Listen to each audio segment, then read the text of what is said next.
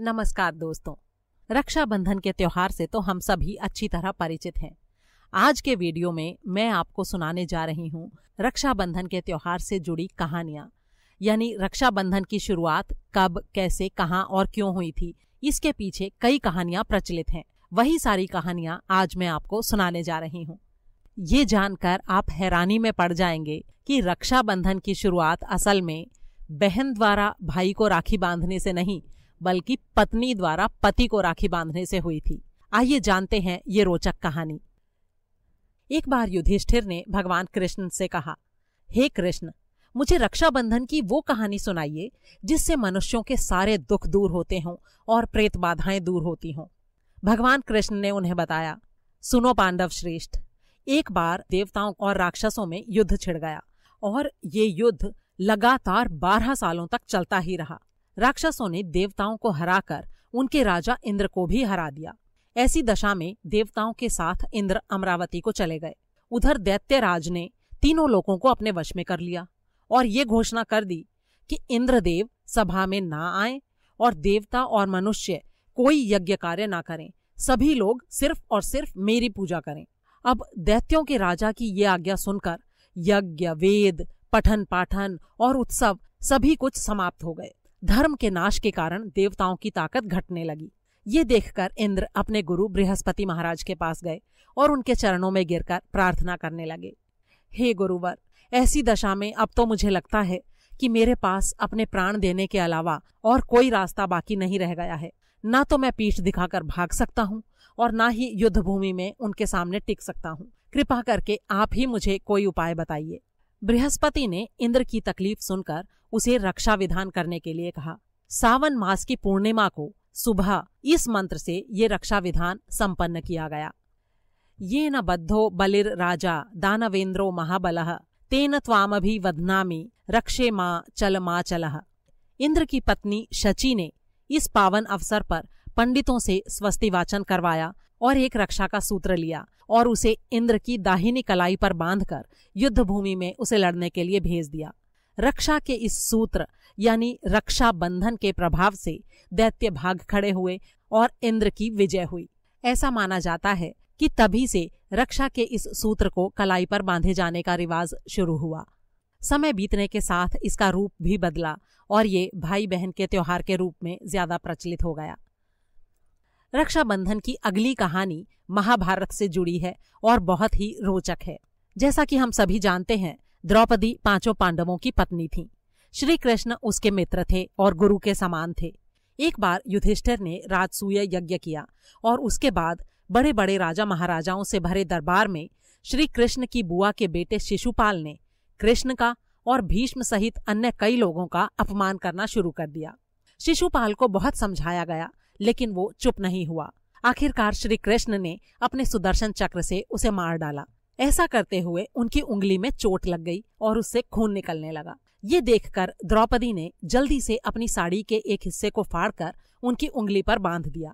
ये देखकर कृष्ण बहुत ही अभिभूत हो गए और उन्होंने द्रौपदी से कहा कि ये सूत्र उनके ऊपर द्रौपदी का ऋण है और जब भी वो उन्हें पुकारेगी वो उसकी रक्षा के लिए जरूर आएंगे।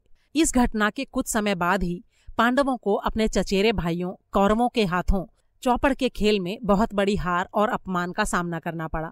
वे अपने राज्य सहित दुर्योधन के हाथों सब कुछ हार बैठे। दुर्योधन के आदेश पर उसका भाई दुशासन द्रौपदी को जबरदस्ती दरबार में लेकर आया और उसका चीरहरण करने की कोशिश करने लगा। अपमान और लज्जा से रोती हुई द्रौपदी ने श्री कृष्ण को याद किया और उनके चमत्कार से कुछ ऐसा हुआ कि दुशासन साड़ी को खींचता रहा, लेकिन वो एक कभी खत्म न होने वाला वस्त्र बन गई। इस तरह द्रौपदी का चीरहरण होने से रुक गया। अपने वचन के अनुसार श्री कृष्ण ने द्रौपदी की रक्षा की और उसकी लाज रखी। द्रौपदी ने कृष्ण की उंगली पर अपनी साड़ी का जो टुकड़ा बांधा था वो दरअसल राखी का ही एक रूप था। रक्षाबंधन से जुड़ी अगली कहानी है राजा बलि और देवी लक्ष्मी की कहानी। बहुत समय पहले की बात है। भगवान विष्णु एक बार एक कठिन परिस्थिति में फंस गए थे। ये तब की बात है जब उन्होंने वामन अवतार लिया था। असल में हुआ यूं था कि राक्षसों का राजा बलि 100 यज्ञ पूरे करके अजेय बन गया था। धरती पर अपना राज्य स्थापित करके अब वो स्वर्ग का सिंहासन प्राप्त करने की तैयारी करने लगा। जब इंद्र को ये पता चला तो वे चिंता में पड़ गए और भगवान विष्णु के पास पहुंचे। इंद्र ने भगवान विष्णु से प्रार्थना की कि वे स्वर्ग के सिंहासन को बचा लें। तब भगवान विष्णु ने वामन अवतार धारण किया। वे राजा बलि के दरबार में गए और उनसे भिक्षा मांगी। राजा बलि बड़ा ही दानवीर था। उसने ब्राह्मण के रूप में आए भगवान विष्णु को वचन दिया कि वो भिक्षा में जो भी मांगेंगे वो उन्हें मिल जाएगा। भगवान विष्णु ने भिक्षा में सिर्फ 3 पग भूमि मांगी। राजा बलि ने अपना वचन निभाते हुए उन्हें 3 पग भूमि दान में दे दी और कहा कि वो कहीं से भी 3 पग भूमि को नाप लें। भगवान विष्णु ने विराट रूप धारण किया और पहले पग में पूरी धरती को नाप लिया और दूसरे पग में पूरे स्वर्ग को। तीसरा पग रखने से पहले ही राजा बलि समझ चुके थे कि ये कोई साधारण व्यक्ति नहीं है बल्कि खुद भगवान विष्णु है। इसलिए उसने अपना सिर भगवान के सामने झुका दिया और उनसे कहा कि वो अपना तीसरा पैर उसके सिर पर रखें। भगवान विष्णु ने वैसा ही किया।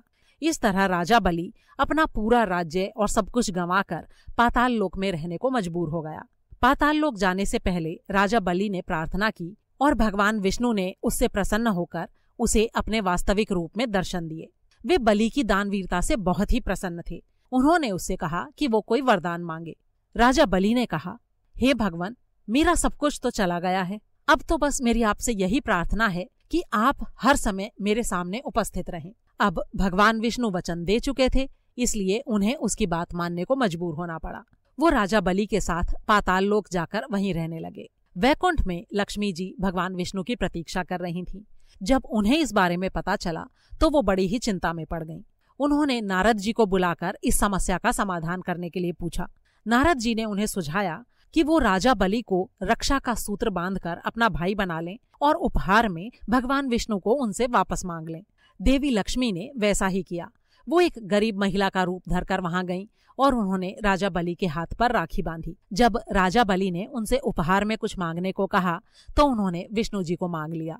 ये बात सुनकर राजा बलि हैरान रह गए। तब देवी लक्ष्मी अपने असली रूप में आई और राजा बलि को सारी बात समझ में आ गई।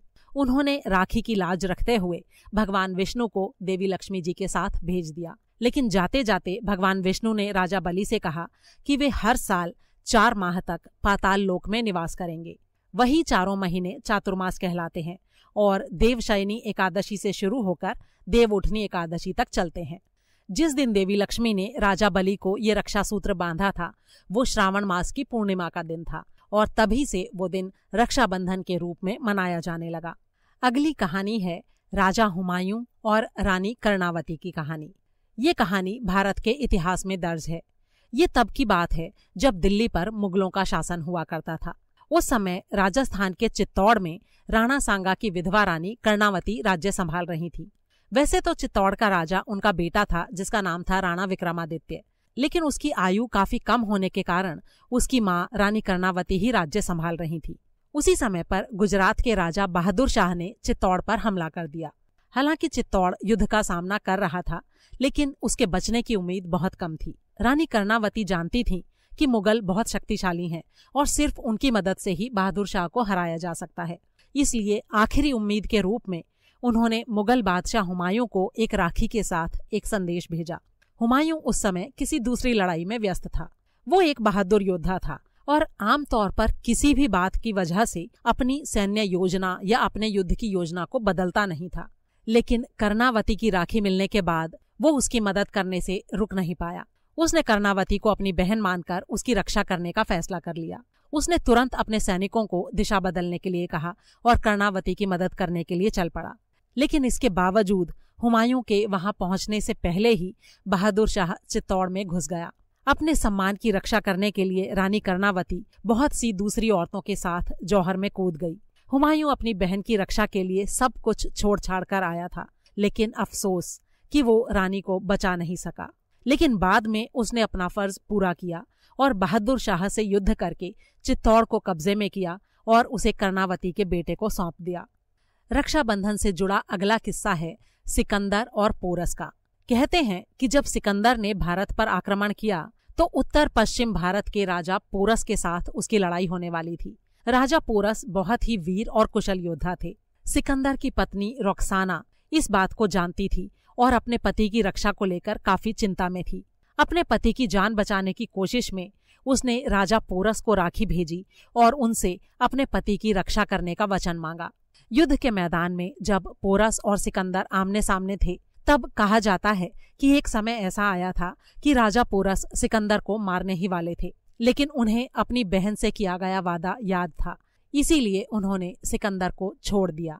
हालांकि उन्होंने सिकंदर की पत्नी को कभी देखा तक नहीं था, लेकिन उसके भेजे हुए रक्षा के उस छोटे से धागे का महत्व उनके लिए किसी भी लड़ाई को जीतने से ज्यादा मायने रखता था। अगली कहानी है मृत्यु के देवता यम और यमुना नदी की। वे दोनों भाई बहन थे। 12 साल तक यम की मुलाकात अपनी बहन से नहीं हो पाई। यमुना इस कारण से बहुत दुखी रहती थी। वो अपने भाई को बहुत याद करती थी और उनसे मिलना चाहती थी। मदद के लिए वो देवी गंगा के पास गईं। देवी गंगा ने यम को उनकी बहन के बारे में याद दिलाया और उनसे जाकर मिलने के लिए कहा। इस बात से यमुना बहुत खुश हुई। उन्होंने यम का बहुत अच्छी तरह से स्वागत किया, बहुत सारे व्यंजन बनाकर उन्हें खिलाए और उनकी कलाई पर राखी भी बांधी। यम अपनी बहन के प्रेम से इतना प्रभावित हुए कि उन्होंने उसे अमरता प्रदान कर दी और ये भी घोषणा कर दी कि जो भी भाई रक्षाबंधन के दिन अपनी बहन से राखी बंधवाएगा वो भी अमर हो जाएगा। उस दिन के बाद से ही ये परंपरा शुरू हुई कि राखी के अवसर पर भाई अपनी बहनों से मिलने जाते हैं और बहनें अपने भाई की लंबी आयु के लिए उनकी कलाई पर राखी बांधती हैं और साथ ही उनसे अपनी रक्षा का वचन भी लेती हैं। इस त्योहार से जुड़ी आखिरी कहानी है संतोषी माँ के जन्म की कहानी। भगवान गणेश के 2 पुत्र थे। उनके नाम थे शुभ और लाभ। रक्षाबंधन पर हर साल वे बहुत दुखी हो जाते थे क्योंकि उनको राखी बांधने के लिए उनकी कोई बहन नहीं थी। एक बार वो अपने पिता के पास गए और उनसे बोले, पिताजी, हमें भी एक बहन चाहिए, हमें भी अपनी कलाई पर राखी बंधवानी है। सौभाग्य से उसी समय नारद मुनि वहां आ पहुंचे। उन्होंने भगवान गणेश को पुत्री को जन्म देने के लिए मना लिया। उन्होंने गणेश जी से कहा, एक बेटी होने के नाते वो आपके जीवन को समृद्ध तो बनाएगी ही, साथ ही आपके बेटों के जीवन को भी और अधिक सुंदर बनाएगी। इसके बाद एक चमत्कार हुआ। गणेश जी की दोनों पत्नियों रिद्धि और सिद्धि में से दिव्य ज्वाला निकलने लगी और उसी ज्वाला से एक बेटी का जन्म हुआ, जिसे हम लोग संतोषी माँ या संतुष्टि की देवी कहते हैं। शुभ और लाभ दोनों अब बहुत खुश थे क्योंकि अब वो अपनी नई बहन से राखी बंधवा सकते थे। यही कारण है कि कई जगहों पर रक्षाबंधन के दिन संतोषी माँ का पूजन भी किया जाता है। अगर आपको ये कहानियाँ अच्छी लगी तो प्लीज़ वीडियो को ज़्यादा से ज़्यादा शेयर ज़रूर करें और अगर आपने चैनल को अभी तक सब्सक्राइब नहीं किया है तो प्लीज़ इसे सब्सक्राइब भी ज़रूर करें।